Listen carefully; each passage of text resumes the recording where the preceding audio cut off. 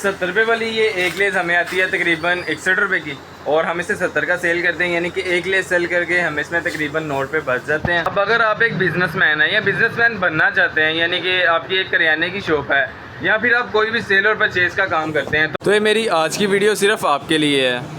अब अगर आप कोई नया बिज़नेस करना चाह रहे हैं, यानी कि नई दुकान बनाना चाह रहे हैं, पहले से एक दुकान चला रहे हैं, तो भी ये वीडियो आपके लिए है, क्योंकि आज की इस वीडियो में बात करूँगा सिर्फ परचेजिंग के बारे में। आपको चीज़ें कहाँ से परचेज़ करनी चाहिए, कैसे परचेजिंग करनी चाहिए। अब बहुत सारी ऐसी चीज़ें होती हैं जो कि हमें कंपनी से परचेज़ करनी चाहिए, और बहुत सारी चीज़ें ऐसी होती हैं जो कि हमें कंपनी से परचेज़ नहीं करनी चाहिए। किसी होलसेल के डीलर से या फिर मार्केट से या फिर डायरेक्ट किसी डिस्ट्रीब्यूशन से स्टॉक उठाना चाहिए। तो अब बिना रुके स्टार्ट करते हैं अपनी वीडियो को, लेकिन उससे पहले अगर आपने अभी तक मेरे चैनल को सब्सक्राइब नहीं किया तो जल्दी से सब्सक्राइब कर लें और बेल आइकन का बटन भी लाजमी प्रेस कर लें। तो सबसे पहले हम बात करते हैं कि हमें कंपनी से माल क्यों ख़रीदना चाहिए, क्योंकि कुछ कंपनीज़ भी ऐसी होती हैं जो कि दुकानदारों को अच्छे रेट देती हैं, लेकिन होलसेलर्स को भी वही रेट देती हैं, कोई ज़्यादा मज़ीद मार्जिन नहीं देती। और कुछ कंपनीज़ तो ऐसी होती हैं जो कि दुकानदार को ज़्यादा बेनिफिट देती हैं और होलसेलर को घास भी नहीं डालती। अब मिसाल के तौर पर आप लू कंपनी वालों को ही ले लें। सबसे पहले तो अगर हम लू कंपनी का माल किसी होलसेलर से लेते हैं तो वो हमें एक डब्बे का रेट लगाता है तकरीबन 295।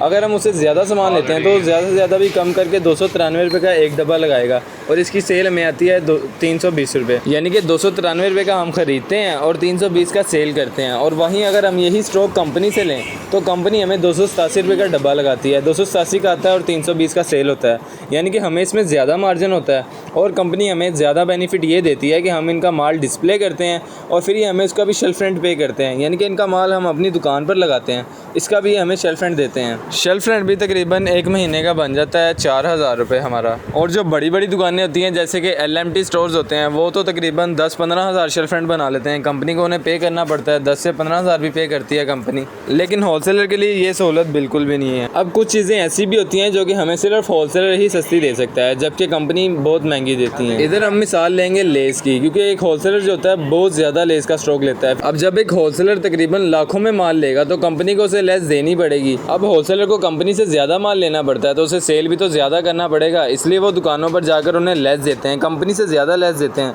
तो फिर दुकानदार कंपनी को छोड़कर होलसेलर से लेस उठाते हैं।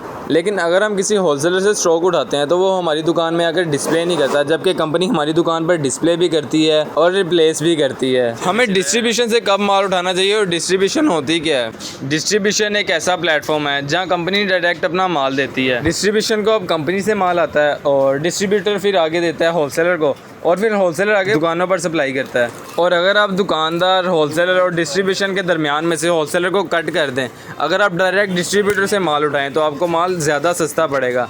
इसलिए तो कहते हैं जिस दुकान का परचेज़र सबसे बेस्ट हो वो दुकान सबसे अच्छी जा रही होती है। पूरे मार्केट में सबसे अच्छी दुकान वही होती है जिसका परचेज़र अच्छा होता है, जिसे हर चीज़ परचेज़ करना आती है, एनालाइज़ करना आता है कि उसे कौन सी चीज़ कहाँ से परचेज़ करनी चाहिए।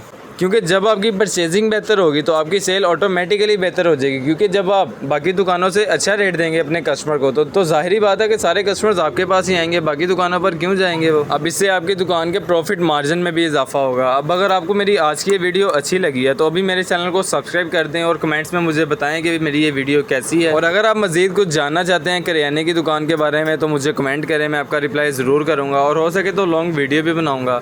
और नेक्स्ट वीडियो तक के लिए अल्लाह हाफिज़।